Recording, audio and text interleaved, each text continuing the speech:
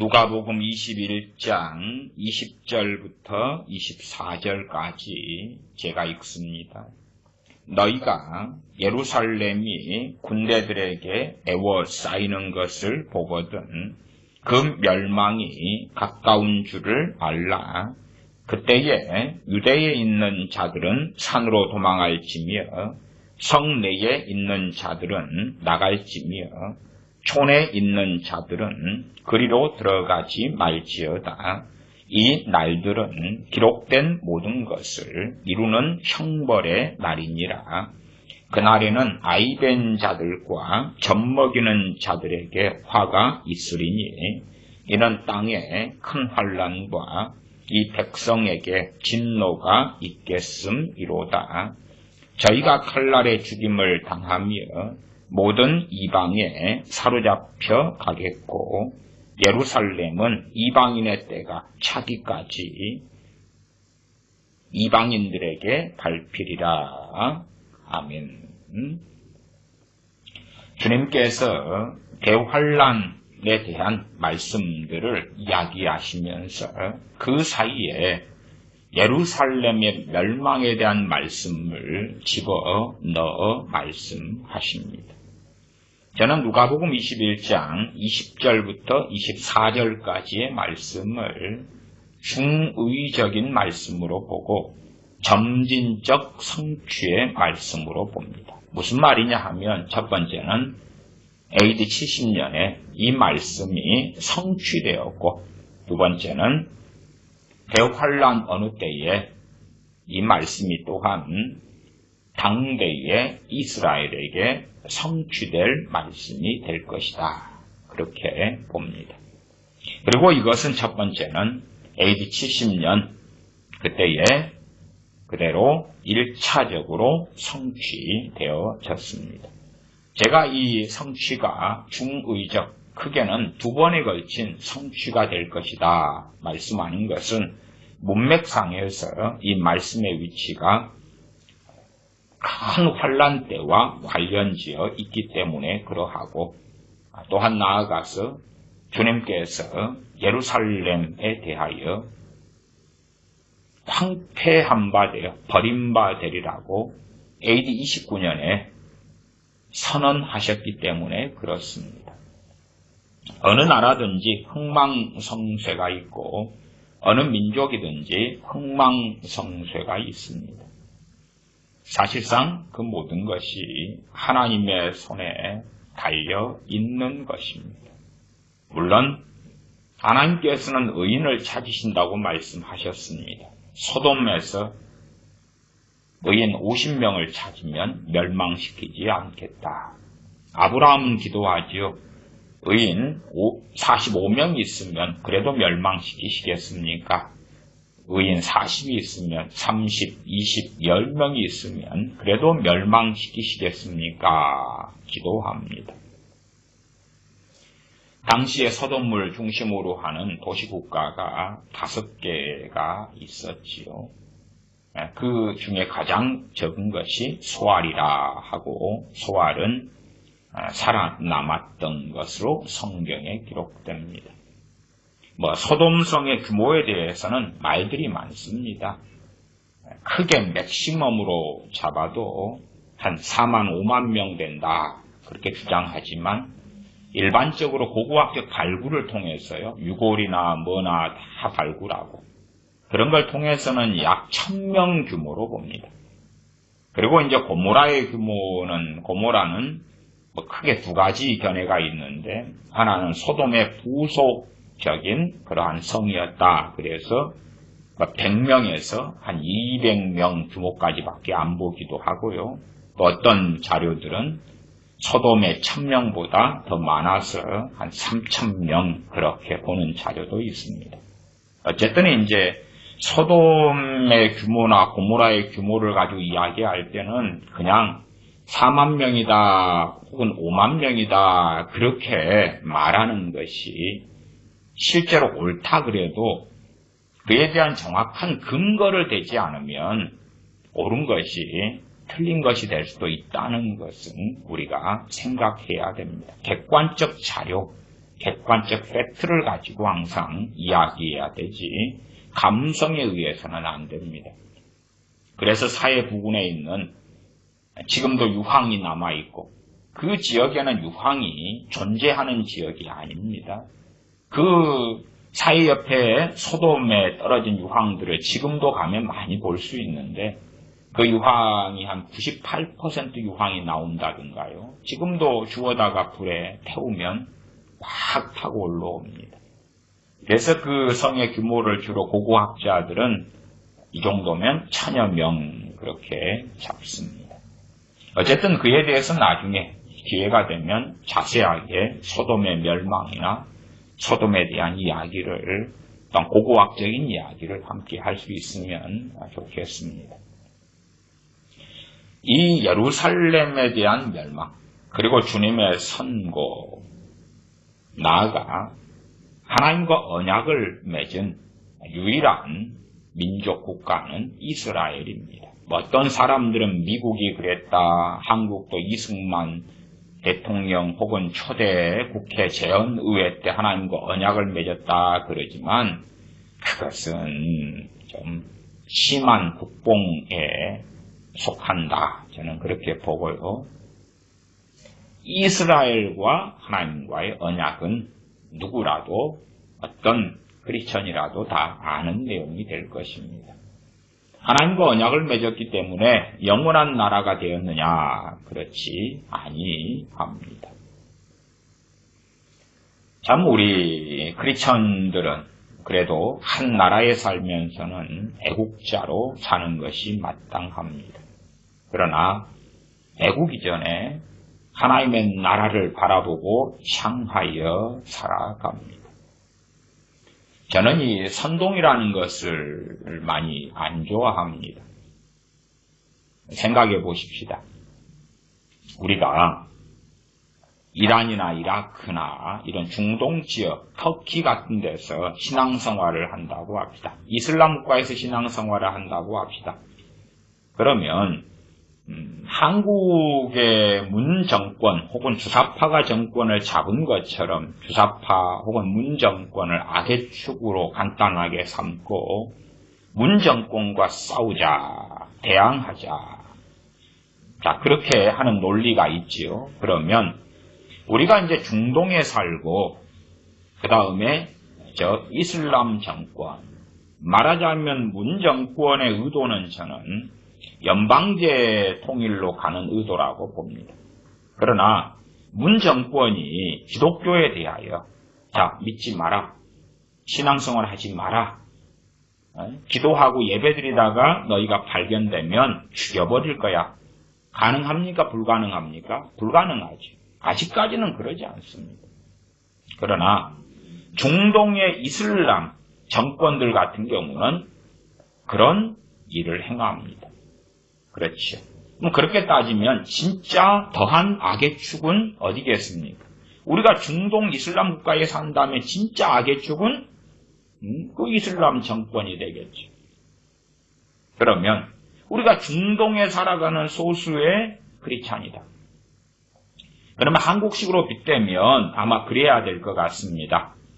이슬람 정권 물러가라. 그리고 이슬람 정권의 수도에 가가지고 목숨을 걸고 데모해야 되는 것 같지. 그럴 거 아닙니까? 논리상으로 그렇다구만. 논리상으로. 왜? 어쨌든 문정권이 들어와서 많은 공산의 법들, 공산화가 진행되어져 왔습니다. 엊그저께도 검경수사권 조정안이 국회를 통과했고, 작년 연말에는 공수처법이 통과됐고, 또한 많은 악법들이 진행되고 있고, 공산화가 진척되고 있습니다. 그럼에도, 물론 제가 문정권을 절대 옹호하고자 하는 이야기가 아니에요. 그러나 자유민주주의 국가이기 때문에 대한민국은 아직은 종교의 자유가 있습니다. 우리가 한국에서 예배 드리는데 문재인이가 뭐라고 가로막지를 못한다 그 말이에요. 그러나 이슬람은, 중동은 그렇게 공개적으로 예배할 수 없습니다. 예를 들어 이란이다. 그러면 이란에는 이란인 교회가 하나도 없습니다. 공식적으로 하나도 존재하지 않습니다. 다 없어졌습니다. 말하자면 이란에 살고 있는 외국인들으로서 외국인 교회는 있다고 말이에요. 그러나 이란 현지인 사람들의 교회는 존재하지 않습니다. 물론 숨어서 몰래 예배하는 지하교회는 존재하지. 그러나 공식적으로 종교의 자유가 있지 않기 때문에 예배드릴 수 없다고 말이에요. 그러면 얼마나 끔찍한 악의 축입니까? 그러면 기독교인들이 일어나가지고 믿는 사람이 한 5,000명 있다고 합시다. 지하교인들이 일어나가지고 이슬람 정권은 퇴진하라, 종교의 자유를 달라. 그렇게 싸우면 애국입니까? 그렇게 싸우면 하나님 뜻에 맞는 것입니까? 그렇게 싸우면 옳은 것이 될까요? 아니면 북한에 지하교회 기독교인들이 있습니다. 많은 사람들이 예수를 믿는 것 때문에 들통이 나서 강제 수용소에 들어가서 죽임을 많이 당했고 지금도 짐승보다 못한 삶을 살아있는 사람들은 강제 수용소에서 크리스천들은 살면서 죽어가고 있습니다. 심지어는 과거에 김일성, 김정은의 교시가 기독교인은 하늘을 보고 죽지 못하게 해라 해서 죽을 때 되면 머리를 꺾어버리지 아래로. 절대 하늘 보고 못 죽게 한다 그 말이. 그 끔찍한 만행들이 강제 수용소에 갔다가 나온 사람들에 의하여 기독교인들이 얼마나 비참하게 북한에서 고문당하며 죽어가고 있는가가 증언되기도 하였습니다. 자, 그러면 북한의 지하교회 기독교인들은 가장 악랄한 정권이 당연하게 김정은 정권이죠. 그러면 김정은 정권에 대항하여 일어나서 자, 너 퇴진하라. 너 하야해라. 독재 정권 물러가라. 그것이 의가 되는가? 그게 거룩함이 되는가? 물론 한국의 우파 기독교인들의 입장에서는 그 논리를 가지고 있는 것입니다. 그 논리. 북한의 기독교인들에게 하나님께서 바라시는 것이 김정은 독재 정권에 맞서서 싸우는 거겠는가? 아니면 정말 하나님을 경외하면서 순결하게 살아가는 거겠는가? 한국 기독교 우파 입장으로 따지면 문재인 정권과 싸우면서 광화문에서 투쟁하지 않으면 의롭지 않은 걸로 생각하지. 그런 논리라면 이슬람의 기독교인들은 뛰쳐나가서 그 악한 정권과 싸워야 돼요. 공산주의 국가들이 있지요. 공산주의 국가들의 기독교인들은 베트남이다. 라오스다. 일어나가지고 그 악한 정권과 싸워야 되겠지. 그 논리라면. 그러나 그런 나라들이 자유민주주의 국가가 아니기 때문에 제대로 싸울 수도 없고 싸운다 해도 그 싸움은 당연하게 비극으로 끝나고야 말이죠. 인도라는 힌두교 국가가 있다고 합시다. 거기에서 신앙생활만 하는 것으로도 상당한 경우 쉽지 않습니다. 쉽지 않아요. 그래서 인도에서 선교사님들이 선교 편지를 보내면 그러면 그렇게 보냅니다. 이응 디귿 선교사도 시옷 기억 시옷 이렇게 보내고 그러니까 중요한 인도라는 데서 메일이 왔다. 인도 선교사님이 그러면 인도라고 안 쓰고 이응 디귿 이렇게 쓴다 그 말. 그 검열에 걸리지 않으려고 선교 그것도 시옷 기억 이렇게 암호처럼 상당히 보냅니다. 왜냐하면 전도도 신앙생활도 은밀하게 조심스럽게 해야 되기 때문에 그렇지. 인도에 있는 크리스천은 인도의 그 힌두교 정권과 맞서서 싸우지 않으면 안 되느냐. 심지어 한국에서는 문재인 자체를 악마 사탄 마귀라고 그러기도 합니다. 그래야지만이 소위 말하면 마귀를 대적하라. 그러면 이제 문재인과 싸우는 것이 성경적이 되는 거겠지. 그렇게 따지면 어쨌든 자유민주주의 국가에서의 문재인 정권이 있어요. 대한민국을 한미동맹을 해체시키고 연방제 국가로 가며 종북 북한과 하나 되려고 하는 쫓아가는 그 정권이 있다 그 말이에요. 그러나 엄밀하게 따지면 어쨌든 그 정권보다 객관적으로 더 악한 정권들은 아주 많아요.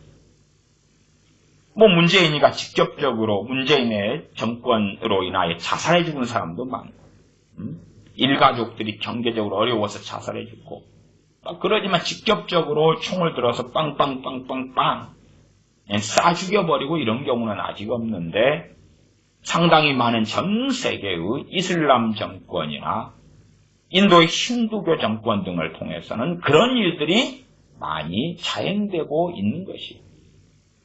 그러면 객관적으로 더 악하다 그 말이죠.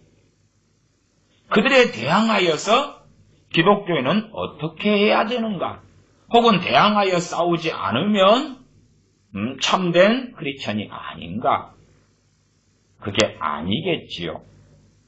그런 이해를 많은 우파 기독교인들이 제대로 하고 있지 못합니다. 하고 있지 못해요. 성경으로 돌아가는 것이 중요합니다. 그리고 하나님의 자녀들은 세상 나라와 하나님의 나라에서 하나님의 나라 백성으로 사는 것이 핵심이고 중심이에요. 하나님의 나라 백성으로 사는 것이. 세상 나라가 우리가 살 때에 애국하고 평안하기를 구하고 기도하는 것은 당연한 것입니다. 그러나 우리는 세상 나라를 보존하기 위하여 살지도 않고 세상 나라를 지키려고 살지도 않습니다. 하나님과 언약을 맺은 유일한 나라 이스라엘. 이스라엘에 살고 있는 유대인들이 이스라엘을 보존하려고 참된 크리스천들이 살지 않았다 그 말이에요. 주님께서 오히려 예루살렘, 유대의 심판과 멸망을 선고하십니다. 그럼 예루살렘의 멸망을 막으려고 크리스천들이 살았냐? 아니고 예루살렘에 살면서 하나님의 나라를 위하여 살았다 하는 사실을 기억해야 됩니다.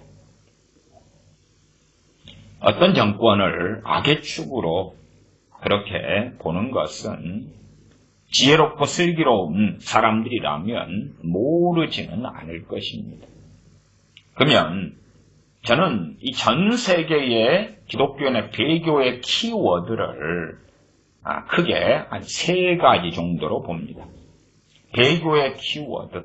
가장 보편적으로 드러나는 배교의 키워드가 뭐냐 하면 기독교 교회의 동성애를 받아들이는 것.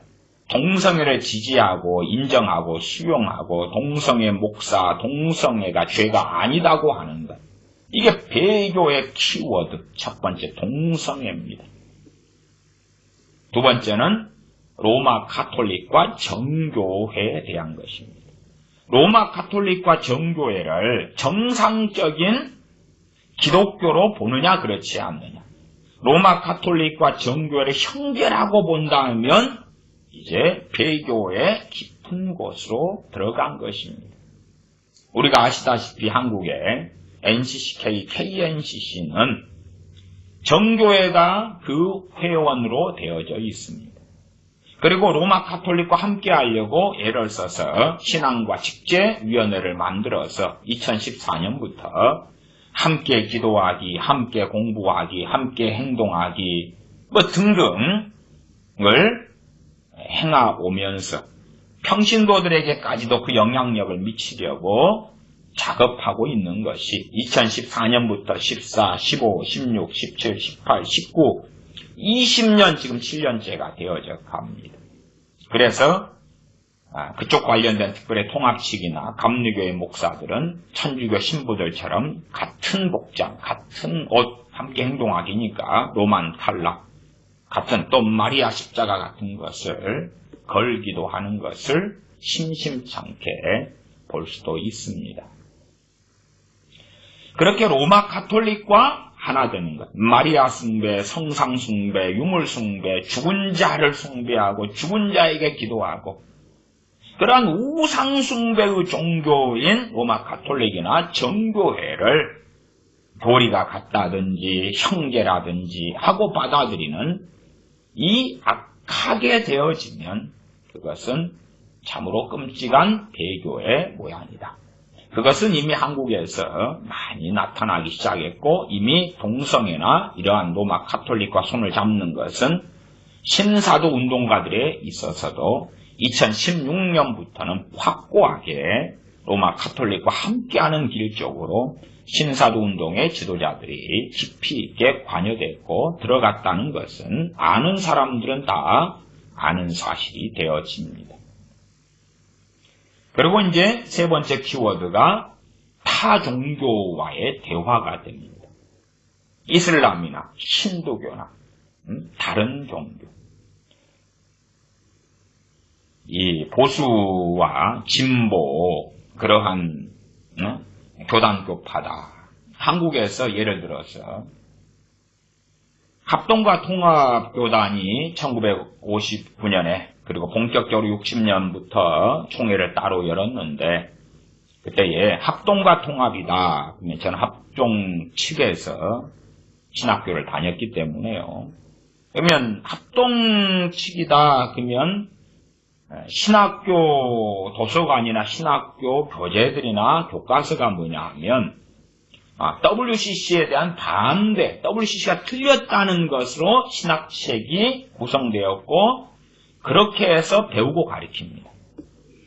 그러나 통합 같은 경우는 WCC가 옳고 맞다라고 신학책을 만들고 해서 그렇게 전하고 가르쳐요. 이게 전혀 입장이 다른 것입니다. 입장이 달라. 전에 신학대학원 다닐 때에 그때는 신학대학원생들 가운데 야간생도 있어서 제가 도서관 야간 사서로 아르바이트를 하기도 했습니다. 그래서 도서관 사서로 밤에는 밤 10시까지 지키고 있어서 도서관에서 많이 살고 지내서 신학 도서들을 많이 보고 확인하고 압니다. 그래서 여기서 이까지는 장신대나 아니면 서울장신, 부산장신, 한일장신 이런 데들에서 가리키는 교재고 이것은 이제 그때 당시에는 제가 개혁교단에 속했고 개혁교단이 나중에 79년에 합동해서 나왔다가 다시 2004년인가 합동과 다시 들어가고 합쳐졌습니다. 어쨌든 그래서 이것은 보수 합동이나 고신에서 가리키는 또 제가 그때 몸담았던 개혁교단에서 가리키는 교재 WCC 반대. WCC는 비성경적이고 잘못된 것이다. 물론 저는 WCC가 잘못했다는 책이 신학교재였고 그러니까 통합이나 감신대나 감리교나 목원대 이런데 또 한신대 이런 데에서는 WCC가 옳다는 것이 교재였다 그 말이에요. 어디에서 배우고 어떻게 배우느냐, 어떤 관점으로 성경 구절을 가지고 보느냐 이게 틀리지요. 어쨌든 2013년 WCC 부산 총회나 혹은 WCC의 총회들에 가면 타 종교인들을 함께 다 부르죠. 불러가지고 한국 같으면 천고교도 부르고 뭣도 부르고 또 WCC에서 부산 총회 할 때도 걔네들이 템플 스테이 절에 들어가서 절에서 승려복도 입고 잠도 자고 그런 프로그램도 운영하는 것을 보았지 않느냐 하는 것입니다. 타 종교와 함께 길을 걸어가는 것. 그러나 이제 사람들을 설득시키려면 타 종교와 힘을 합쳐서 뭔가 일을 진행을 해야 된다고 말해요. 그것이 환경보존운동, 지구온난화를 가로막아서 지구를 보존하는 운동, 그런 것들이 이제 또 한국 같으면 생명의 강, 살리기 운동 그런 거에 있어요. 어쨌든 그런 걸 통해서 타종교와 손을 은밀하게 잡아가면서 그러면서 깊이 있게 들어가는 종교 통합이나 종교 타원주의의 양상이 있습니다. 이렇게 동성애, 그 다음에 로마 가톨릭과 손잡는 것, 정교회와 손잡는 것, 그리고 타종교로 이어져 가는 것. 그런 것이 이제 전 세계의 배교의 흐름이 되겠습니다. 로마 가톨릭과 정교회와 손 잡아야 되기 때문에 교리에 대하여 몇 가지만 주장하는 것입니다. 소위 어떤 자칭 선지자라고 하는 한국의 모 목사님이 세 가지만 일치하면 다 받아들이겠다. 예수님의 동정녀 탄생, 예수님의 부활과 재림. 그렇게 이제 아주 광범위한 문을 열어버리는 것입니다. 광범위한 문을. 그렇게 따지면 천주교도 정교도 다 하나가 되는 것입니다. 다 하나가 되죠. 완전히 이단 사이비도 다 들어오는 것입니다. 그래서 오히려 WCC보다 실제로 WEA가 이단들이 훨씬 많습니다. 왜? 포용주의이기 때문에, 신복음주의이기 때문에 훨씬 더 이단들을 많이 받아들인 거예요. 너희들 예수님의 동정녀 탄생 믿어? 믿지. 예수님의 부활 믿어? 믿지. 예수님의 재림 믿어? 믿지. 그러면 형제다. 하나다. 하나다. 그런 것입니다. 그렇기 때문에 굉장히 끔찍하고 무섭죠. 자, 몇 가지 교리에만 동의하면 우리는 형제고 하나야. 자, 들어오자. 함께하자. 그래서 어느 소위 선지자님께서는 새로운 전 세계적인 단체를 세우겠다. 이 세 가지 교리에만 동의하면. 그렇게 이제 포용주의 넓게 문을 열어버립니다. 아니, 그 정도 교리에 동의하기 때문에 기독교라 그러는 거지. 로마 가톨릭도 전 세계적인 관점에서는 기독교라 그럽니다. 왜? 예수님을 통해 구원받는다고 하니까. 더 깊이 들어가면 내용이 나누어지지만 겉으로는 예수님이 구원자라 그러죠. 마리아가 구원자다 안 그럽니다. 마리아는 하나님의 어머니라 그러고 그 안에 깊이 들어가면 복잡해지지만 표면상으로는 얼마든지 소위 말하면 통합하고 하나 되고 청계다 할 수 있는 모양새의 양의 탈이 있다고 말이에요. 그 양의 탈을 가지고 하나 되자. 그렇게 해서 이제 일단은 기독교가 하나 되는 거예요. 정교회나 로마 가톨릭이나 많은 이단들, 사이비들도 하나 되는 거예요. 간단하고 쉽지요. 한기총도 정관이 이제 10,000원만 회비를 내면 다 어느 교회든지 어느 기도원이든지 어느 선교단체든지 다 가입할 수 있게 만들었다. 그렇게 정관 2019년에 만들었다고 그럽니다. 그런 것처럼 이제 포용주의로 가는 거죠. 폭넓게. 정말로 무서운 배교의 시대로 교회가 흘러가고 들어가는구나. 우리는 하나님의 나라의 백성으로 부르심 받았지 세상 나라의 백성으로 부르심 받은 게 아닙니다. 그래서 세상 나라를 보존하고 지키기 위하여 살아가는 게 아니다 그 말이에요. 심지어 유대인으로 나서 그래서 유대를 보존하기 위하여 예루살렘을 보존하기 위하여 사는 것이 아니었다는 것을 기억하셔야 됩니다. 누가복음 21장에 당시에 이제 첫째의 성취는 AD 70년에 성취된 것이라고 제가 말씀드렸습니다. 21장 20절부터 읽어갑니다. 누가복음 21장 20절부터입니다. 너희가 예루살렘이 군대들에게 애워싸이는 것을 보거든 그 멸망이 가까운 줄을 알라. 예루살렘이 군대들에게 애워싸이는 것. 주님께서 이렇게 말씀하셨을 때가 AD 29년입니다. 그리고 이것이 성취되었을 때가 연도로 한다면 거의 한 66년, 67년 이럴 때부터 70년까지 이어집니다.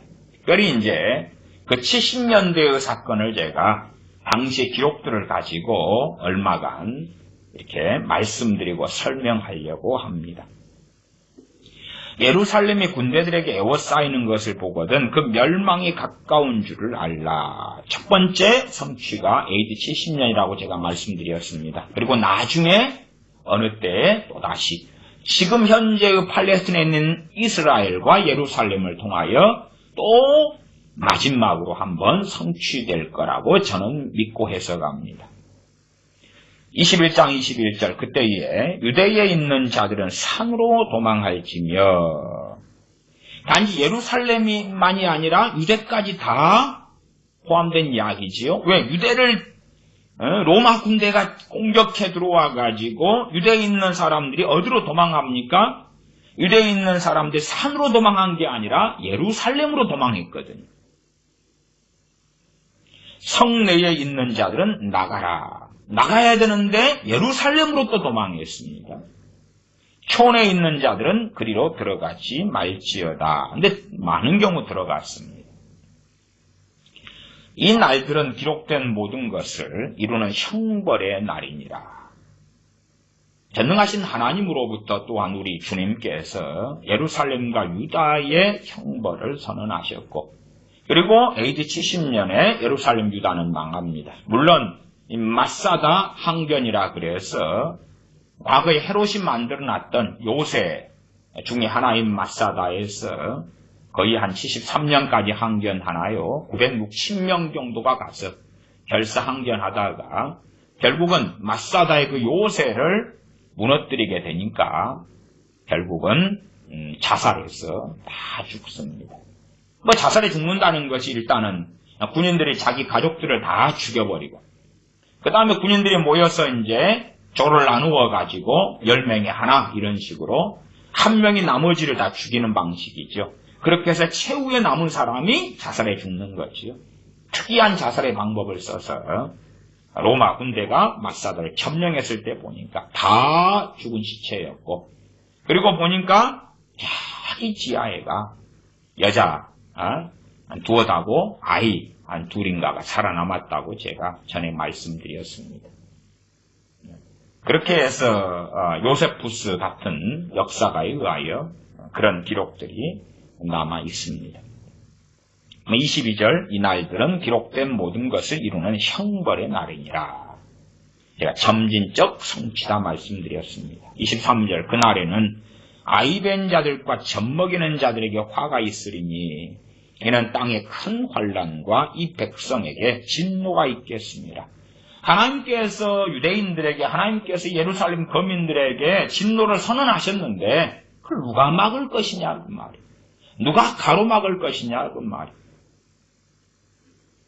물론 주님께서 AD 29년에 유대 예루살렘의 심판을 선고하셨습니다만은 이것이 AD 70년에 정확하게 이루어진다 그 말씀을 하신 게 아니에요. 그렇기 때문에 참으로 하나님의 백성들이 유대에 살고 예루살렘에 살면서 의인으로 살았다면 저는 기간이 상당히 연장되었을 거다. 그리고 연장된 것이 제가 볼 때 맥시멈이 이 AD 70년이라고 저는 해석하는 입장입니다.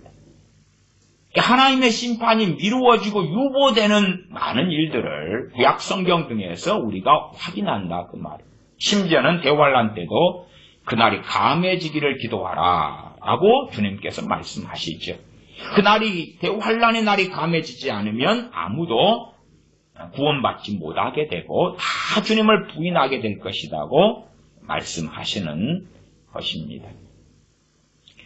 그렇기 때문에 이 유다와 예루살렘에 살고 있는 최소한 첫째는 크리스천들 기독교인들의 신앙과 믿음으로 인하여 그 심판이 연기되어져 왔다는 면이 있다.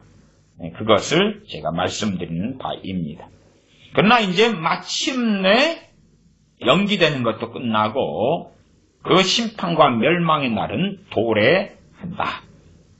23절 그날에는 아이벤 자들과 젖먹이는 자들에게 화가 있으리니 이는 땅에 큰 환난과 이 백성에게 진노가 있겠습니다. 이 백성이 누굽니까? 유대인들이지. 유대인들. 24절 저희가 칼날의 죽임을 당하며 모든 이방에 사로잡혀 가겠고 끌려간다 그 말이에요.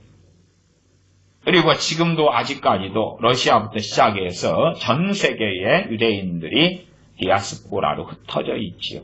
물론 다시 백투 예루살렘 흩어진 유대인들이 돌아오는 운동들을 1940년대부터 해오고 있습니다. 그래서 유대인들이 상당히 많이 지금 돌아오고 있지만 아직도 다 돌아오진 않았고, 실제로 뭐 돌아오고 않고를 떠나서 미국 같은 경우도 유대인들이 참 많이 있고, 유대인들이 미국의 경제의 이 핵심과 실제적인 강력한 힘을 가지고 있는 것을 아는 사람들은 다 압니다. 그때 이후로 더 광범위하게 유대인들이 흩어졌고 끌려갔고 포로로 잡혀갔습니다. 예루살렘은 이방인의 때가 차기까지 이방인들에게 밟히리라. 실제로 이방인들에게 밟히고, 지금도 예루살렘은 이스라엘이 다 장악한 게 아니라 나누어져 있습니다. 나누어져 있어서 어느 영역은 이슬람 영역, 어느 영역은 유대인, 어느 영역은 뭐 정교회, 뭐 이런 식으로 나누어져 있다는 것을 아실 것입니다. 그러면 당시에 이 재난고 환란의 때 그 전에 예루살렘의 기독교회는 얼마나 있었냐. 그리고 주님께서 예루살렘이나 유대의 멸망을 선고하셨을 때에 그때에 크리스천들이 다 당연하게 유대와 예루살렘을 떠난 건 아닙니다. 그렇기 때문에 청년 사울로 인하여 스데반 집사님이 순교당해 죽고, 물론 청년 사울은 그때에 옷 맡은 자로 있었고 사람들이 돌로 쳐 죽였습니다. 그 순교로 인하여 본격적으로 청년 사울이 군사를 이끌고 믿는 크리스천들을 핍박하기 시작했고, 온 유대와 사마리아와 이 땅으로 흩어져 가다가 결국 유대 땅에서도 기독교의 박멸 작전이 시작되니까 이제 유대를 넘어서서 도망하고 떠난 그러한 일들이 있었습니다. 그러나 나중에는 다시 첫째는 예루살렘과 유대인 가운데 전도가 되고, 두 번째는 떠났던 사람들의 얼마가 다시 돌아오고 그랬습니다. 그리고 이제 예루살렘 교회는 성장하게 됩니다. 누가복음 사도행전을 보겠습니다. 사도행전 21장입니다. 방금은 누가복음 21장을 보았었고요. 사도행전 21장에 보면 이때의 예루살렘 교회의 상황이 나와 있습니다. 이 당시가 이제 예루살렘 교회가 언제 때의 예루살렘 교회냐 그러면 약 AD 58년 정도의 예루살렘 교회입니다. 사도 바울의 1차 전도 여행이 주로 이제 47년, AD 47년, 48년 그렇습니다. 연도에 따라서 이제 뭐 47년, 8년을 이제 6년, 7년 이런 식으로 잡기도 합니다. 유대력이냐, 로마력이냐 이런 관점들에 따라서 틀립니다. 그러면은 1차 전도여행은 AD 47, 48. 그 다음에 2차 전도여행이 51년에서 53년. 그리고 주로 알려지기를 갈라디아서가 1차와 2차 전도여행 사이인 AD 49년 이렇게 알려지곤 합니다. 그 다음 3차 전도여행이 53년에서 58년입니다. 그리고 58년 3차 전도여행이 마친 다음에 사도 바울이 예루살렘에 옵니다. 그때의 장면이 사도행전 21장 17절입니다. 그럼 제가 17절부터 좀 읽으면, 예루살렘에 이르니 형제들이 우리를 기꺼이 영접하거늘 그 이튿날 바울이 우리와 함께 야고보에게로 들어가니 장로들도 다 알더라. 그 다음에 이제 20절로 건너갑니다. 저희가 듣고 야고보 감독과 장로님들입니다. 하나님께 영광을 돌리고 바울더러 이르되 형제여, 그대도 보는 바와 같이 유대인 중에 믿는 자 수만 명이 있으니 다 율법에 열심 있는 자라. 너가 이방에 있는 모든 유대인을 가르치되 모세를 배반하고 아들들에게 할례를 하지 말고 또 규모도 지키지 말라 한다함을 저희가 들었도다. 그러면 어찌할꼬 저희가 필연 그대에 온 것을 들으리니. 그러면서 유대에 있어서 믿는 자 누구 믿습니까? 예수님 믿는 사람. 예수를 믿는데 지금 내용 알맹이로 가니까 상당한 차이가 존재해버리죠. 그런 이야기예요. 이 기독교의 통합이라는 게 무서운 게 그런 이야기입니다. 얘네들은 지금 할례당이에요. 예수님 믿으면서 할례도 받고 예수님을 통해 구원받는다. 그러면서 세부 내용으로 들어가면 할례도 받아야 되고 규모도 지켜야 된다. 21절에 규모를 지키지 말라. 바울이 그랬다고 가만두지 않겠어. 규모는 유대인의 관습을 이야기합니다. 유대인의 관습이 뭡니까? 절기들을 지키고 하는 것 등등입니다. 그 다음에 21절 중간에 아들들에게 할례를 하지 말고 할례를 받아야 된다. 그래서 유대인 예수 믿는 사람을 할례당이라 그러는 것입니다. 그러면 사도 바울 같이 주님의 복음을 정확히 안 사람은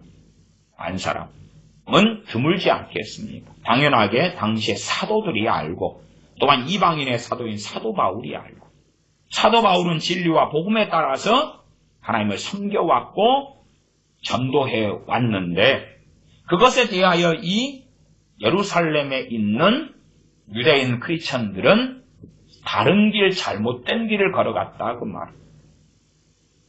이들에게 하나님의 심판이 임할 수밖에 없는 것이 이들의 감독은 야고보 감독이었고 장로님들은 정상이었다 그 말이에요. 정상이었는데 이들을 돌이킬 수가 없었다는 거예요. 최소한 몇 명요? 수만 명.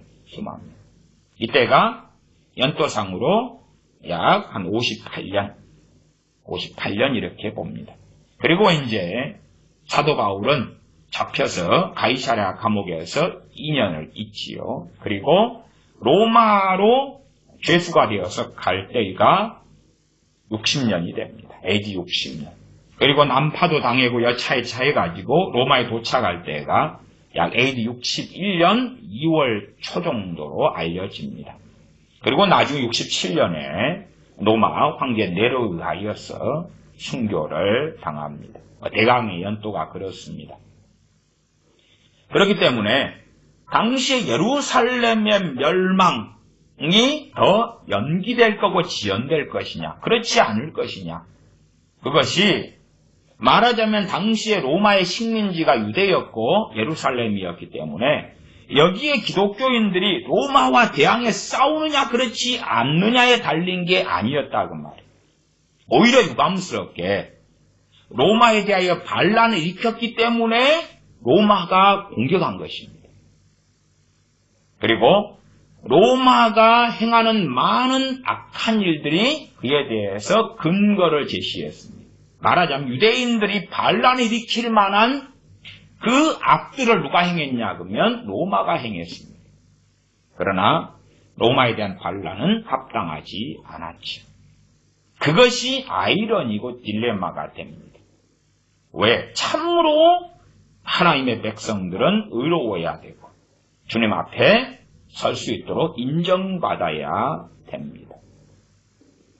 이 고고학적인 자료로서 제가 소돔에는 약 1000명의 사람이 살았다. 고고학적으로. 물론 어떤 사람들은 4, 5만 명도 주장하는 사람이 있습니다. 근데 근거가 상당히 희박하고 빈약합니다. 근데 4, 5만 명 생각하시면 그렇게 하셔도 돼요. 근데 1000여 명. 1000여 명 가운데 하나님은 의인 50을 찾습니다. 아브라함이라는 기도하는 하나님의 사람이 있기 때문에 의인 10까지 떨어집니다만은. 그러면 어떤 사람들 주장으로 맥시멈 한 5만으로 생각해 보십시다. 5만에 아브라함이 지금은 없으니까 의인 50. 그런 비율로 혹은 5만 명의 10명의 비율로 대한민국의 인구를 추산해 보라 그 말. 실제로 고고학자들은 소돔에 1000명이 살았다. 거기에서 의인 10명까지 떨어뜨려 봅시다. 그런 비율로 대한민국의 5100 몇십만의 인구와 의인을 생각해 보셔야 돼요. 그러지 소돔이 지금 대한민국하고 똑같아. 소돔 인구가 한 5천만 명이 있었을 것 같은데 소설을 써도 적당히 쓰시고 환상에 잡혀도 적당히 잡히시면 좋겠습니다. 항상 어느 나라, 어느 국가의 심판은 하나님이 정하시는 것입니다. 심판도 연기되고 유보될 때가 있고 어느 때가 되면 유보되거나 연기되는 커트라인을 넘을 때가 있습니다. 대한민국의 상황은 저는 잘 모르겠어요. 그러나 어느 선을 충분히 넘어가는 지점에는 도달하고 있다라고 저는 말씀드리겠습니다.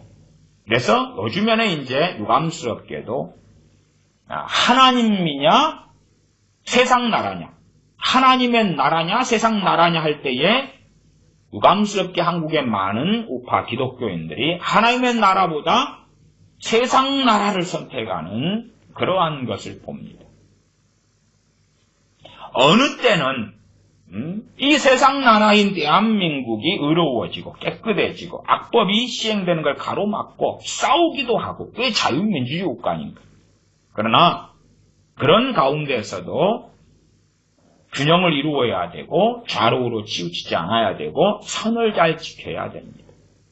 말하자면 한국의 우파 기독교인들의 주장 가운데 그런 주장도 있습니다. 나라가 없으면 교회도 없다 그럽니다. 대한민국은 1948년에 세워진 신생국가입니다. 이 나라 세워지기 전에 교회가 없었습니까? 일제시대에 있었지 않습니까? 아니면 이 한반도에 복음이 들어오기 전에 전 세계 교회가 없었습니까? 아니지요. 그래서 대한민국이 존재해야지만이 교회가 존재한다는 이상한 소리를 합니다. 극단적으로 북한에 지하교인들이 없습니까? 믿는 자 한 명 한 명이 교회입니다. 그런 이상한 것에 취해서 대한민국 사라지면 교회도 존재할 것 같냐? 존재합니다. 어느 나라 어느 지역에라도 하나님의 사람들은 숨어서라도 하나님을 섬깁니다. 물론 자유롭게 예배하고 섬기는 것이 가장 중요하고 좋다는 것은 당연한 이야기가 되겠습니다. 그러면 일단은 예레미야 25장 정도를 한번 봐보겠습니다. 제가 어떤 말씀을 드렸냐 그러면 한 나라의 운명의 흥망성쇠는 하나님이 결정하신다 하는 것입니다. 하나님이 결정하신다. 단지 그냥 우리가 저 악한 정권이 문재인 정권과 싸워가지고 이기느냐 지느냐 우리가 결정하는 게 아니다 그 말이에요. 그런 논리라면 이슬람에 있는 크리스천들이, 힌두교에 있는 크리스천들이, 공산국가에 있는 크리스천들이, 혹은 중국도 공산국가 아닙니까? 중국에 있는 소위 겉으로 9천만 명이 넘는 중국에 있는 기독교인들이 누구하고 싸워야 되겠습니까? 시진핑 정권과 싸워야 되겠지. 그러나 중국에는 그러지 않지 않습니까? 하나님께서 중국의 기독교인들을 보실 때에 시진핑 정권과 싸우는 사람을 의롭다 보시냐? 아니겠죠. 하나님 앞에서 의롭게 살아가는 하나님의 백성들이다 그 말이에요. 의롭게 살아가는. 시진핑은 곳곳에서 가정교회나 기독교인들을 핍박하고 교회를 무너뜨리고 있습니다. 어떨 때는 포크레인을 동원해서 예배당을 무너뜨리고 박살을 내기도 합니다.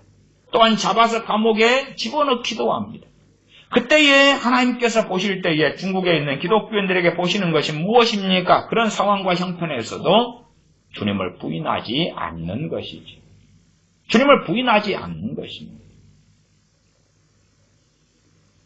어떤 중국의 기독교인들 가운데는 중국이라는 나라, 중화사상이 있으니까 중국이라는 나라와 교회를 동일시하는 자들도 있겠지요. 심지어 중국이 무너지면 교회도 없다 그런 자들도 있을 거고요.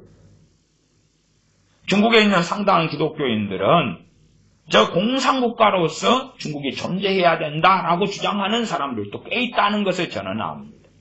왜? 그런 공산 통치가 아니면 중국이라는 나라는 인구가 너무 많아서 존재할 수가 없다. 그런 논리도 상당히 중국의 기독교인들에게 퍼져나가는 것을 봅니다.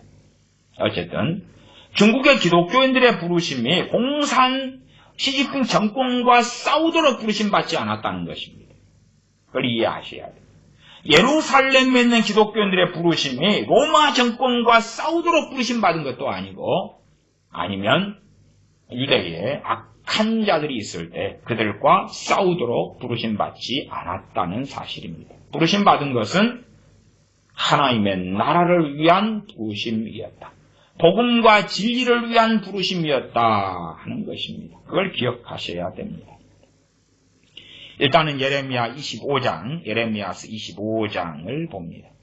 예레미야서 25장 9절부터 11절까지를 제가 읽습니다.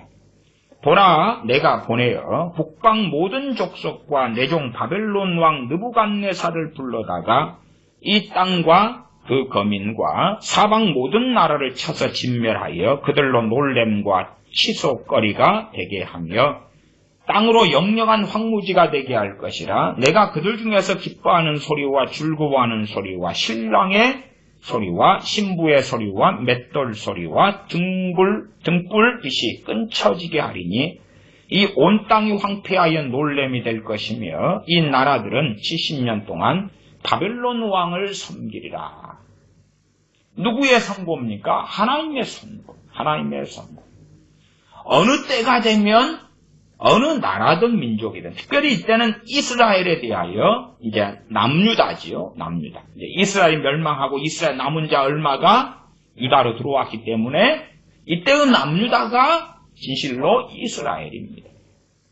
이 남유다에 대하여 하나님께서 선고하신 것입니다. 이것은 그 누가 막을 수 있는 것이 아닙니다. 예레미야서든지 에스겔서 혹은 이사야서든지 보면 단지 예루살렘 혹은 남유다, 북왕국 이스라엘만이 아니라 블레셋, 암몬, 모압, 애굽, 바벨론 등등에 대한 하나님의 심판의 선고들이 나와 있는 많은 것을 봅니다.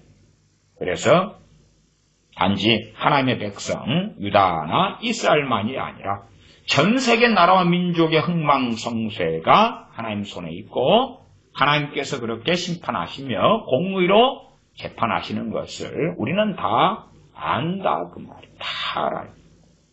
그 전제를 이해하셔야 됩니다. 또 반복해서 읽지는 않겠습니다만은 예레미야 24장에는 하나님께서 유다 백성들을 두 무화과의 종류로 나누시는 것이 나와 있습니다. 말하자면 BC 597년 때에 그 전까지 605년도 포함되겠지요. 바벨론의 포로로 잡혀간 사람들은 내가 좋은 무화과로 삼겠다. 그러나 유다에 남아있는 사람들은 나쁜 무화과, 악한 무화과로 삼겠다 하는 하나님의 선고가 나와 있습니다. 조금만 보겠습니다. 예레미야 24장입니다. 예레미야 24장 8절부터 10절까지 제가 읽겠습니다. 나 여호와가 이같이 말하노라. 내가 유다 왕 시드기야와 그 방백들과 예루살렘의 남은 자로서 이 땅에 남아있는 자와 애굽 땅에 거하는 자들을 이 악하여 먹을 수 없는 악한 무화과 같이 버려버리겠다. 포로로 끌려가서 타양살이하며 노예살이하며 그런 자들은 좋은 무화과로서 그 땅에 심겠다. 그 다음에 아직까지 자유롭게 살고 있는 고향 땅에 자기 나라 고향에 살고 있는 그들을 내가 악한 무화과 같이 버려버리겠다. 하나님의 선언입니다. 24장 9절 세상 모든 나라 중에 흩어서 그들로 환난을 당하게 할 것이며 또 그들로 내가 쫓아보낼 모든 곳에서 치욕을 당하게 하며 말거리가 되게 하며 조롱과 저주를 받게 할 것이며 내가 칼과 기근과 연병을 그들 중에 보내어 그들로 내가 그들과 그 열조에게 준 땅에서 멸절하기까지 이르게 하리라. 이들은 회복의 대상이 아니라 멸망의 대상이 된다. 악한 무화과이기 때문에. 우리가 악한 무화과 썩어버린 무화과를 먹지는 않죠. 썩어버려서 그 안에는 생명이 없기 때문에 그렇습니다. 좋은 무화과를 가꾸고 먹고 심고 보존하고 그렇게 하지요. 무화과는 사실은 상당히 상하고 썩기 쉬운 과일입니다. 그래서 한국으로 따지면 남부 이런 데에서 주로 무화과를 먹지 보존성이 약하기 때문에 멀리까지는 잘 판매가 되지도 않고 수출도 어려운 과일이 무화과가 되죠. 저는 남부에 살아서 무화과를 많이 먹고 살았습니다. 그러면 이 누가복음 21장에 이야기한 예루살렘 멸망의 당시의 일들을 제가 당시의 자료들을 가지고 얼마간 말씀을 드리겠습니다. AD 70년 7월 하순 유대인 달력으로 아볼 8일 6월절 직전부터 4개월 동안 예루살렘을 포위하고 있던 로마 황제 베시파시아누스의 아들 티투스는 디도 장군 혹은 당시 황제의 아들 디도입니다. 티투스는 다음날 새벽 성전을 공격할 것을 전 군대에 명령하였다. 그 다음날인 아볼 9일은 바벨론의 느부갓네살이 예루살렘을 파괴했던 바로 그날이다. 이제 바야흐로 로마군 총 6만 명과 현지 지원군으로 구성된 4개 군단은 무너져가고 있는 예루살렘의 최후의 일격을 가하려고 한다. 그리고 당시의 시대 상황이 나왔습니다. 성벽 너머에, 예루살렘 성벽 너머에는 50만 명 가까이 굶주린 유대인들이 생지옥 속에서 살고 있었다. 일부는 광신적인 종교적 열심당원이었고, 열심당원은 뭐냐 그러면 애국입니다. 애국. 열심당원은 셀로 땅 그러면서 예수님의 사도들 가운데서도 열심당원이 하나 있었죠. 열심당원 시몬이라 있었지요. 열심당원은 하나님의 나라냐 세상 나라냐 할 때 세상 나라가 중심이 된 사람. 세상 나라. 눈에 보이는 유대라는 세상 나라. 이 나라를 세우는 게 하나님의 뜻이다. 이 나라를 통해 영광 받으시는 게 하나님의 뜻이다. 그런 의미에서 한국에서도 상당한 열심 당원 같은 사람들이 존재합니다. 대한민국이라는 세상 나라가 마치 하나님의 뜻인 양 생각하고 이 세상 나라가 이제 통일 한국이 되는 것이 하나님의 뜻이고 이러한 논리가 존재하고 있습니다. 그 논리로서 유대인으로서 믿는 사람들이 있었는데 그런 사람들 열심당원이었어요. 물론 유대인으로서 열심당원으로서 예수 믿는 사람도 있고 안 믿는 사람도 있었어요. 열심당원. 그러나 유감스럽게 대부분은 이제 당시의 상황상 50만 명의 굶주린 예루살렘 성에 갇힌 사람 가운데 대부분은 무고한 사람들이었다. 무고한 사람. 무고한 사람들이었기 때문에 무죄가 되었느냐? 그건 아니죠. 그건 아니에요. 말하자면 로마의 반란을 일으킨 사람들이 아니었다고 말. 왜 무고한 사람들이 여기서 죽어가고 있었느냐? 그 내용이 뒤에 나와 있으니까 제가 읽어드리겠습니다. 당시 예루살렘 인구는 약 10만 명 정도 되었습니다. 10만 명 정도 되었는데 어떻게 예루살렘 안에가 지금 50만 명이 굶어 죽어가고 있고 또 그 앞에 이미 굶어 죽고 비극 속에 죽은 사람이 50만 명이 넘습니다. 당시 예루살렘 인구가 10만 명이 좀 넘었는데 로마군이 예루살렘을 포위하고 가두는 바람에 예루살렘 바깥에 있는 지중해나 또 근동 도처에서 당시에가 이제 6월절을 맞을 때였어요.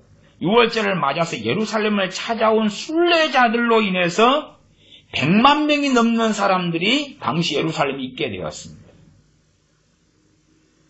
6월절 때가 되었어요. 6월절 때가 되었어요. 6월절이니까 물론 당시에 이제 예수님이는 할례당은 절기를 지키니까 6월절 지켜야지.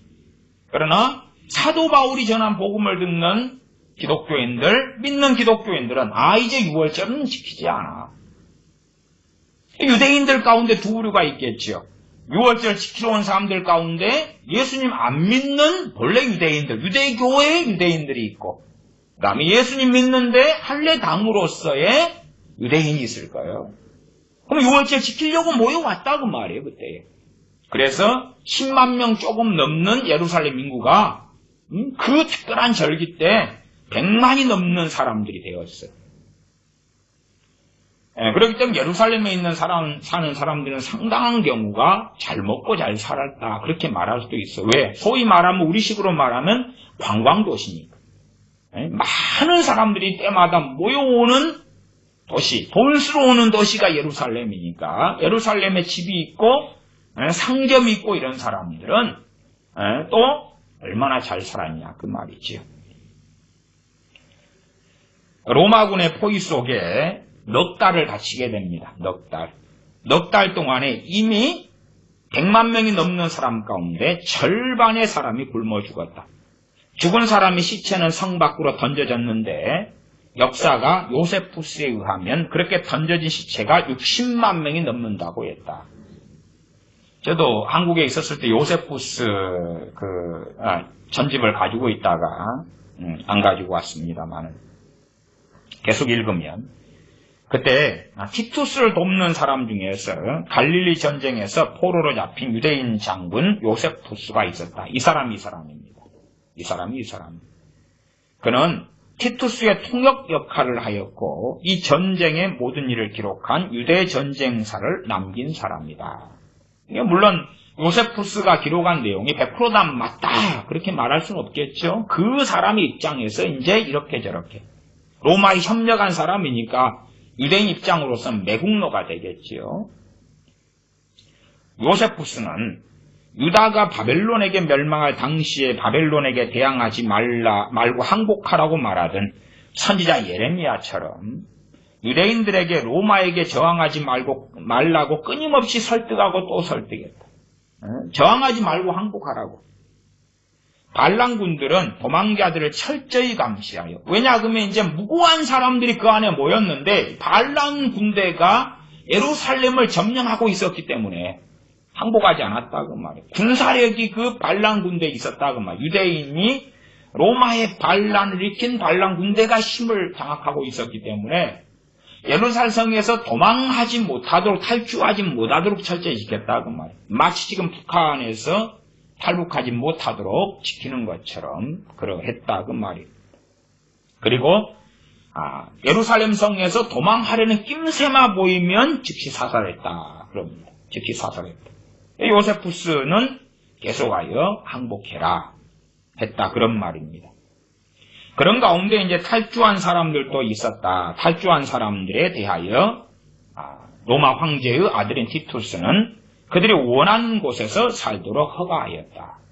주님께서 누가복음 21장의 말씀에 이제 그런 일이 벌어지면 예루살렘 성으로 가지 말라 그랬는데 성으로 들어간 거지. 예루살렘 성에는 예루살렘에 있는 교회가 있었죠. 최소한의 연도상으로 58년, AD 58년, 70년이면 그 이후로 12년 뒤가 되죠. 12년 뒤가 되죠. 그때 얼마가 있었는지는 몰라요.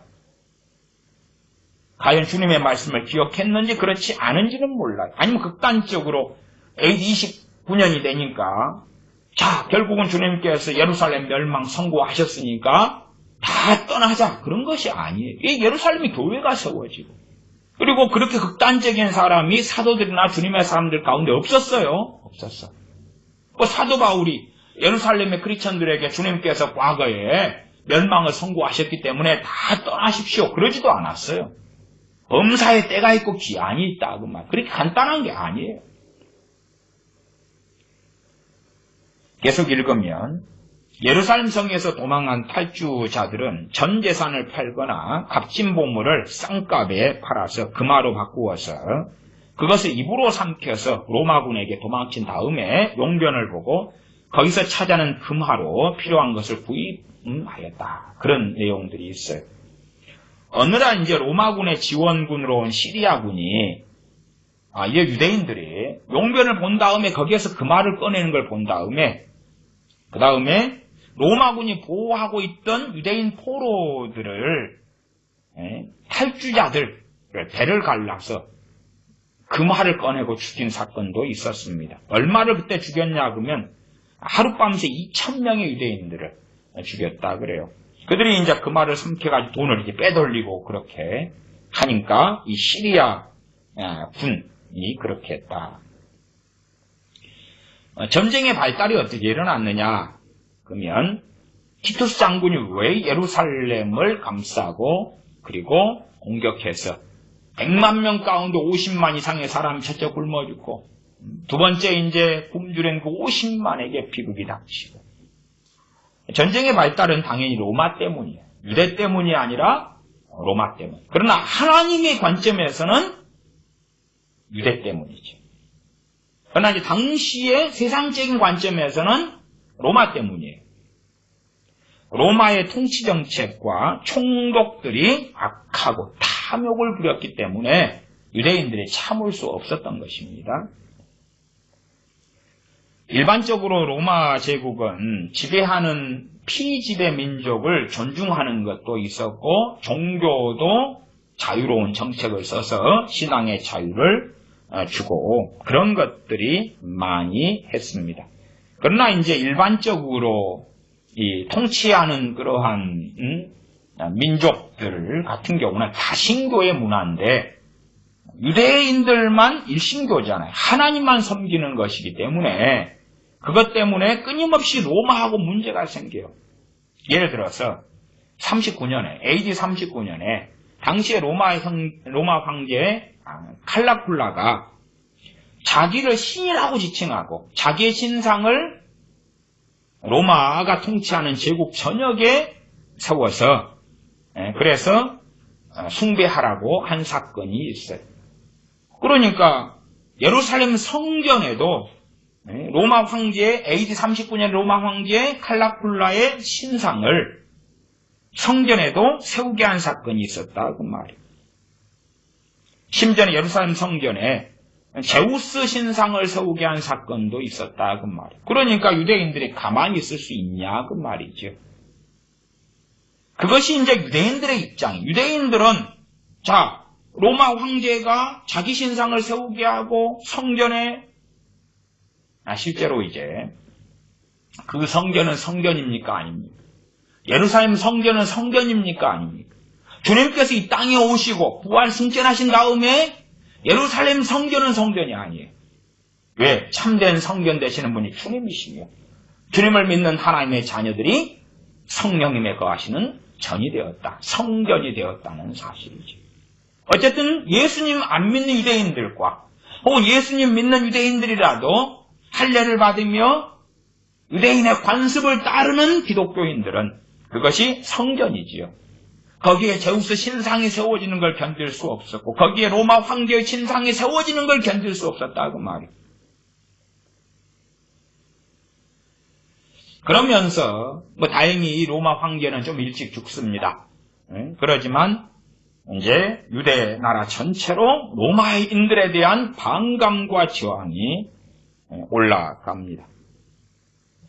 그리고 실제로 유대 총독으로 온 사람들이 성경에는 벨릭스, 그 다음 베스도, 그 다음 총독은 알비누스, 플로루스 등의 4명의 총독의 착취가 아주 심했습니다. 그 가운데 성경에 나와 있는 총독이 주로 이제 그 앞에 주님을 십자가에 못 박도록 한 본디오 빌라도 말고 그 다음에 벨릭스나 베스도 그 다음 총독. 그러니까 플로루스인데 플로루스 때에 착취가 아주 심해서 유대인들이 분노가 폭발하게 됩니다. 당시의 기록에는 플로루스가 예루살렘 성전에서 금화 17달러를 몰수하고 그리고 항의하는 유대인들을 강경하게 진압합니다. 그 당시에 이제 1달란트가 얼마였냐 그러면 서민 600명이 1년을 살 수 있는 돈이었다. 이렇게 기록이 됩니다. 액수도 많았지만 그러나 충격적인 건 뭐냐 하면 성전의 거룩한 보물들을 로마가 강탈해 갔다 그것이 되죠. 예루살렘 성전의 그 보물들을 로마가 강탈해 갔으니까 가만둘 수 없는 거죠.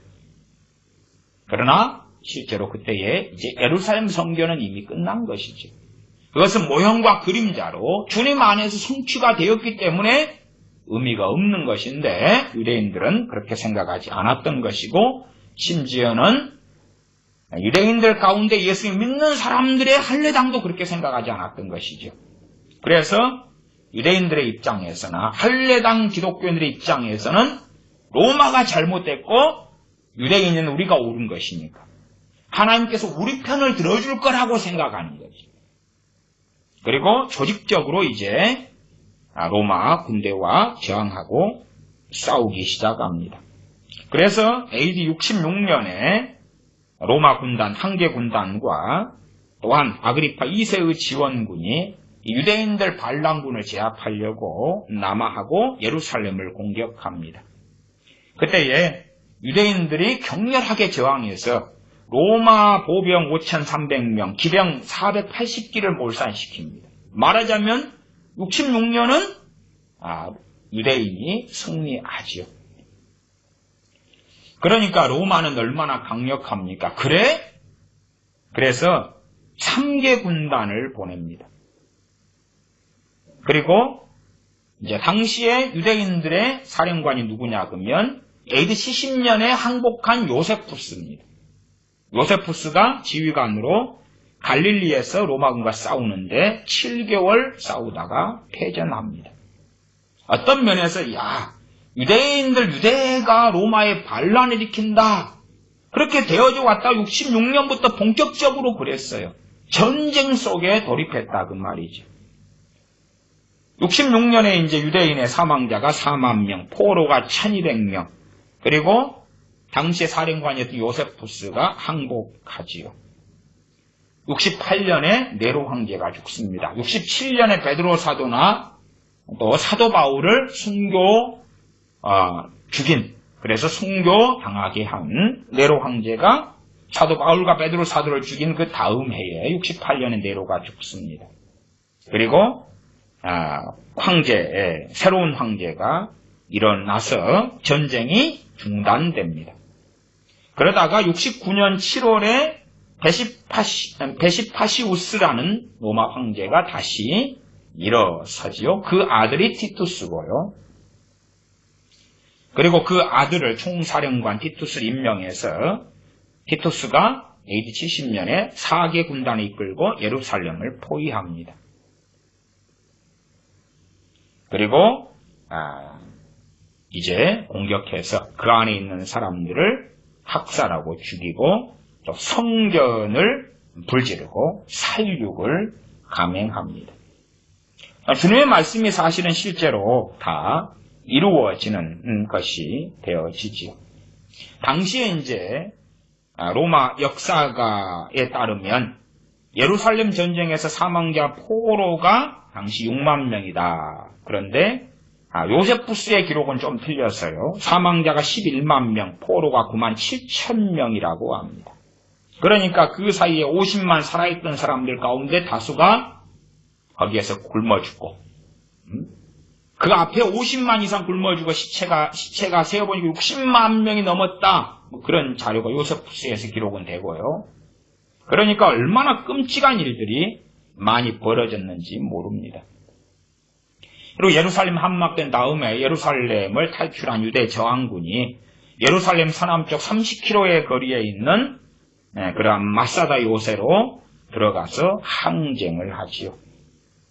그리고 이 마사다에서 3년간이나 항쟁을 합니다. 거기 요새이기 때문에 물을 많이 저장하고 식량을 많이 저장해 놓았습니다.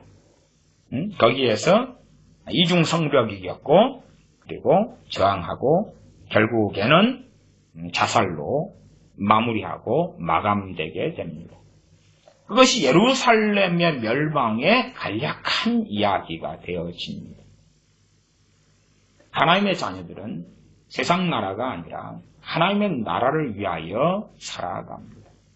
세상 나라 안에서는 세상 권력이 하나님의 말씀과 어긋나지 않을 때 복종하고, 심지어는 상당한 경우는 하나님 말씀과 어긋나도 내가 그것을 따르지 않고 그러면서 하나님 앞에서 얼마나 의롭게 살아가느냐 하는 것입니다. 데모하고 일어나서 싸우고 전쟁한다 해서 그 전쟁이 이기는 것이 아니라 하나님께서 하나님의 백성들의 손을 들어주셔야지 이긴다는 사실입니다. 말하자면 소돔의 권력자들, 소돔의 왕이 동성애자였다. 동성애 정권을 행하였다. 그렇게 할 때에 소위 롯 같은 의인이 일어나가지고 소돔 왕에 대하여 데모하고 싸우고 저항하고 그래서 소돔성이 멸망을 피하는 게 아니다 그 말이지. 그러니까 우리가 정말 교묘하게 뭔가를 섞어버릴 수 있다는 것을 아셔야 됩니다. 어느 때가 되면 세상 나라냐 하나님의 나라냐 그 기로에 많은 기독교인들은 서게 됩니다. 그래서 이 누가복음 21장 같은 경우에도 마사다의 항변하는 지금도 이제 이스라엘에서는 애국계 중심지로 이 마사다를 말하자면은 성지로 여기고 학생들을 순례하고 그렇게 하는 그런 장소가 마사다가 됩니다. 애국자들의 마지막에 소위 그들의 입장에서는 순교한 곳 마사다. 왜?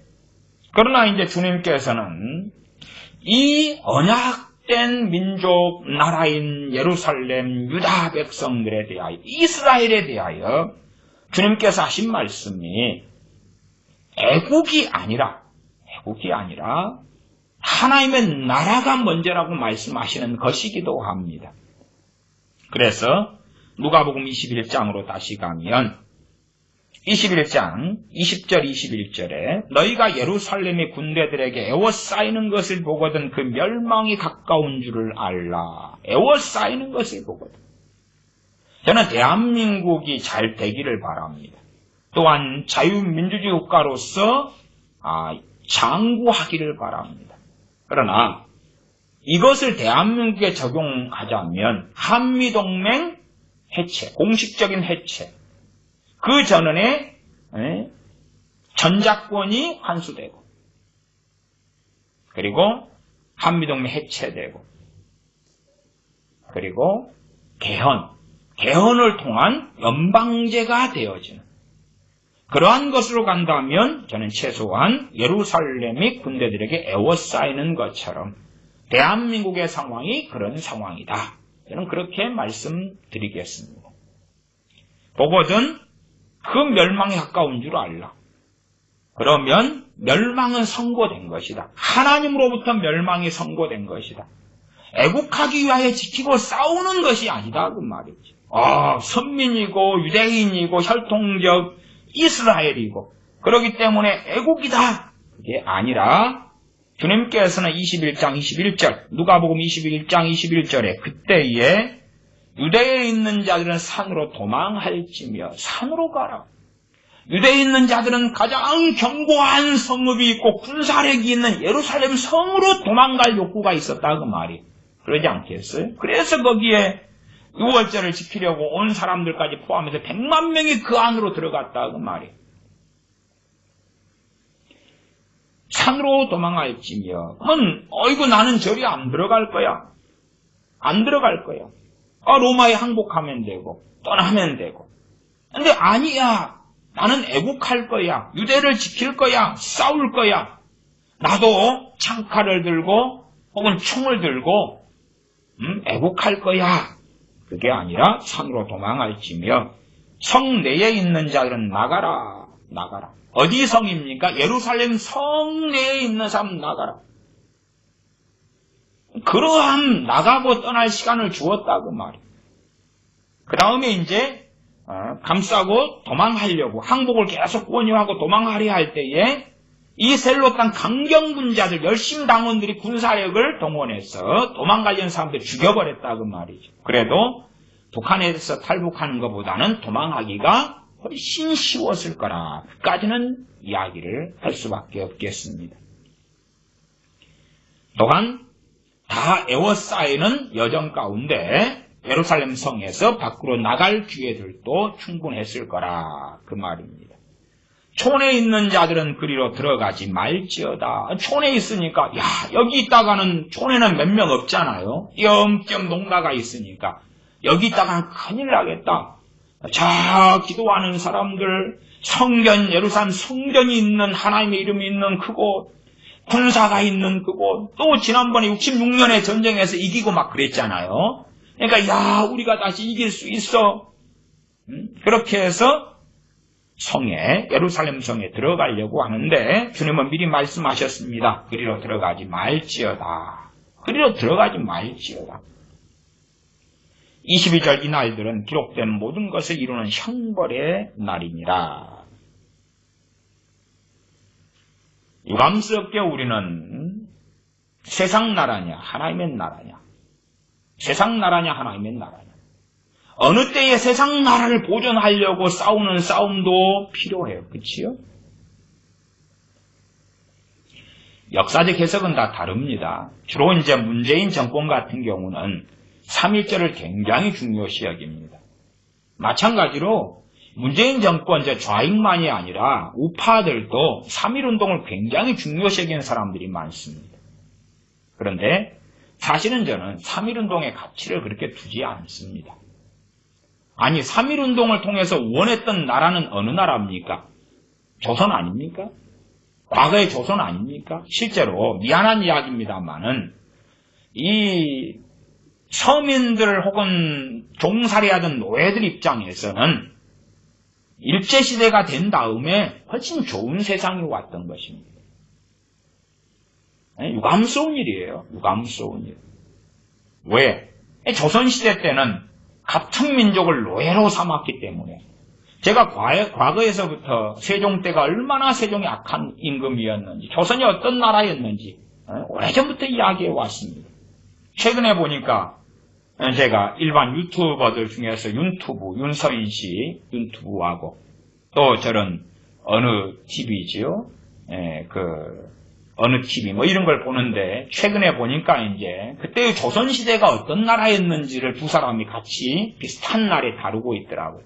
그런 이야기를 저는 옛날부터 해왔는데 조선은 자기 나라, 자기 민족을 노예로 삼던 나라. 세종 임금은 종모법을 써가지고 엄마가 노비면 거기서 낳은 자식은 죽을 때까지 노비인 나라를 만들어서 어느 때 되면 노비의 비율이 그 비율이 60%까지 되었을 때도 있었다. 그 말이에요. 숙종 때 같은 경우는 양반이 9% 그리고 쌍놈과 노비가 나머지인 그런 나라가 조선. 3.1운동을 통하여 무슨 나라를 원했느냐 그 말이에요. 무슨 나라. 실제로 3.1운동 때에 기독교 목사들이 참여도 했고 그랬습니다. 그 가운데 이제 감리교 목사들이 더 있어가지고 감옥에 들어간 다음에 감리교의 전도와 선교가 심각한 타격을 입기도 했습니다. 3.1운동의 결과로 무슨 일이 있었냐? 그 세상 나라를 일으켜보려고 모였는데 하나님의 나라는 어찌 되었느냐? 3.1운동 때이기 때문에 타종교와 다 하나 돼가지고 함께 했다. 거기에 무슨 나라를 일으키려고 했느냐? 그 말이지. 그런 의미에서 저는 한 사람이 기독교인으로서 일제시대의 3.1운동은 가치가 없었다. 유감스럽게 가치가 없었다. 그러면 또 친일파가 되나요? 저는 그렇게 해석하고 봅니다. 그러나 이제 애국을 위한 사람들의 입장에서든지 종북 좌파 입장에서든지 3.1운동은 정말 중요한 가치가 있었다. 무슨 나라를 위해서요? 무슨 나라? 조선을 위해서요? 조선은 정말로 악하고 악한 나라였는데요. 신분제가 악한 나라 아닙니까? 양반 쌍놈에서 학대하고 착취하고. 그래서 최근에 윤서인 씨나 이런 친구들도 잘 다루더라고요. 외국인들이 당시에 수도인 그런 한양인가 들어가서 그 똥이 버글버글 있는 것 때문에 그 악취 때문에 기절했다. 그런 이야기도 하더라고요. 기절해버렸다. 일본이 한일합방 한 다음에 제일 먼저 한 일 중에 하나는 똥치우기였다. 얼마나 더럽고 지저분한지. 이 더러운 걸레 같은 오단벌도 아까 없어가지고 사람이 죽으면 그 옷부터 시체에서 벗겨냈다. 그 단 더러운 걸레 같은 옷도 아까워서 사람 죽으면 다 벗겨버렸다. 그러면 그것부터 먼저 그냥 벗겨가버리는 거예요. 그런 것이 조선이라는 나라였어요. 물론 지금의 좌익 세력은 조선을 환상의 나라로 만들고 조선인민주의 민주공화국처럼 조선로의 회귀를 주장하고 돌아가자는 거죠. 그러한 정말 얼토당토하는 그런 것을 꿈꿉니다만 3.1운동이 꿈꿨던 뭐겠습니까? 저는 그래서 그런 것에 별로 찬성하지 않습니다. 하나님의 나라냐 세상 나라냐에서 어느 때 되면 하나님께서는 그것을 달아보실 때는 반드시 있다 그 말이에요. 반드시 있다. 누가복음 21장에 AD 70년에 세상 나라냐 하나님의 나라냐. 하나님은 세상 나라의 손을 들어주시지는 않습니다. 세상 나라의 영원한 보존을 하나님은 원하시지 않습니다. 세상 나라가 하나님 편에 서 있을 때에 하나님께서 복과 은혜를 주시고 언약으로 맺은 이스라엘이라 할지라도 하나님 편에 서 있지 아니할 때에 오히려 하나님께서 진노의 손을 드시는 것입니다. 그래서 그런 면에서 어느 때에 대한민국에 있는 기독교인들에게 하나님의 최종적인 시험 가운데 하나가 충분하게 세상 나라 대한민국이냐 하나님의 나라이냐 하는 것이 될 거라고 저는 믿습니다. 세상 나라냐 하나님의 나라냐 어느 것이 너희들에게는 중요하냐 세상 나라냐 하나님의 나라냐 거기에서 하나님의 나라보다 세상 나라를 앞세우는 사람들은 주님께서 보실 때에 합당하지 않다. 하나님의 나라에 합당하지 않다. 선언하시고야 마실 것이다. 말씀드립니다. 기도하겠습니다. 아버지 하나님, 우리가 세상 나라를 위하여 살지 아니하고 하나님의 나라를 위하여 사는 주님의 사람들이 되게 하여 주시옵소서.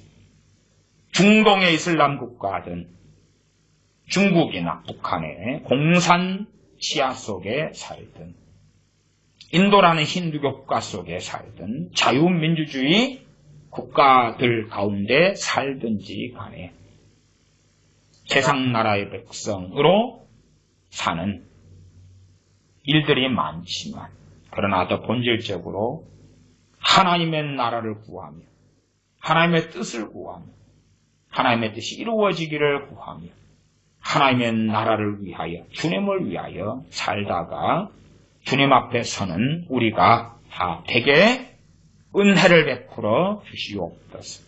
하나님의 나라보다 세상 나라를 더 추구하고 세상 나라를 위해 기도하고 세상 나라를 열망하고 살아왔던 악함과 완악함을 고백하며 회개합니다.